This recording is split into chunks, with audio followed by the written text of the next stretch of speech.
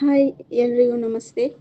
ಇವತ್ತು ನಾವು ವ್ಯವಹಾರ ಮಾಡಲಿಕ್ಕೆ ಅಂತಾನೆ ಇರುವ ಅಂದರೆ ದಿನನಿತ್ಯದ ವ್ಯವಹಾರಕ್ಕಾಗಿ ಯಾವ ಒಂದು ಅಕೌಂಟನ್ನು ಓಪನ್ ಮಾಡಬೇಕು, ಪೋಸ್ಟ್ ಆಫೀಸಲ್ಲಿ ಯಾವ ಒಂದು ಅಕೌಂಟ್ ಲಭ್ಯವಿದೆ ಎಂಬುದನ್ನು ಇವಾಗ ನೋಡೋಣ. ಪೋಸ್ಟ್ ಆಫೀಸಲ್ಲಿ SB ಅಕೌಂಟ್ ಸೇವಿಂಗ್ಸ್ ಅಕೌಂಟ್ ಒಂದು ದಿನನಿತ್ಯದ ವ್ಯವಹಾರಕ್ಕಾಗಿ ಇದೆ. ಇದು ಎಷ್ಟು % ಬಡ್ಡಿ ದರ ಹೊಂದಿದೆ, ಇದನ್ನು ಮಾಡಿಸ್ಲಿಕ್ಕೆ ವಯಸ್ಸು ಎಷ್ಟಿರಬೇಕು, ಯಾರು ಈ ಅಕೌಂಟನ್ನು ಓಪನ್ ಮಾಡ್ಬೋದು, ಕನಿಷ್ಠ ಎಷ್ಟು ಹಣ ಕಟ್ಟಬೇಕು, ಗರಿಷ್ಠ ಎಷ್ಟು, ಇದರಿಂದ ನಮಗೇನು ಲಾಭ, ಏನೆಲ್ಲ ದಾಖಲೆಗಳು ಬೇಕು ಅನ್ನೋದನ್ನು ಇವಾಗ ನೋಡ್ತಾ ಹೋಗೋಣ.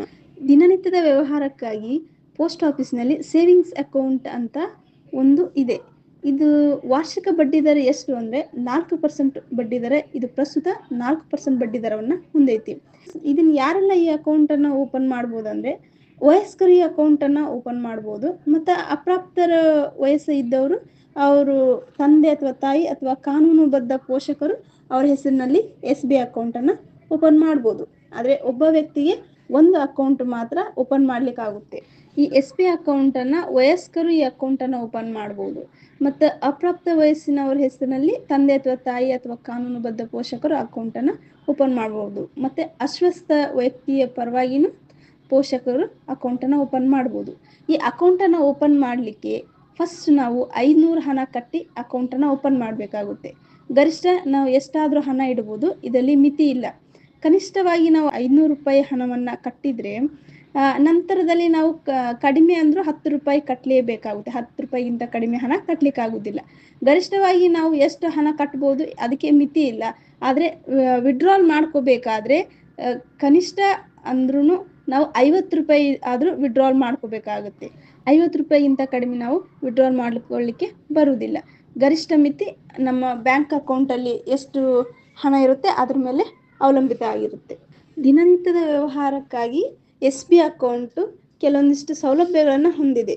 ಏನಂತಂದರೆ ಇವಾಗ ಚೆಕ್ ಬುಕ್ ಕೂಡ ಅವೈಲೇಬಲ್ ಐತಿ, ಮತ್ತು ATM ಕಾರ್ಡು, ಬ್ಯಾಂಕಿಂಗ್ ಅಥವಾ ಮೊಬೈಲ್ ಬ್ಯಾಂಕಿಂಗ್, ಆಧಾರ್ ಸೇಡಿಂಗ್, ಅಟಲ್ ಪಿಂಚಣಿ ಯೋಜನೆ ಅಂದರೆ APY, ಪ್ರಧಾನ ಮಂತ್ರಿ ಸುರಕ್ಷಾ ಬಿಮಾ ಯೋಜನೆ, ಪ್ರಧಾನ ಮಂತ್ರಿ ಜೀವನ್ ಜ್ಯೋತಿ ಬಿಮಾ ಯೋಜನೆ PMJJBY, ಇವೆಲ್ಲವೂ ಕೂಡ SB ಅಕೌಂಟಲ್ಲಿ ನಮಗೆ ಇವಾಗ ಅವೈಲೇಬಲ್ ಇವೆ.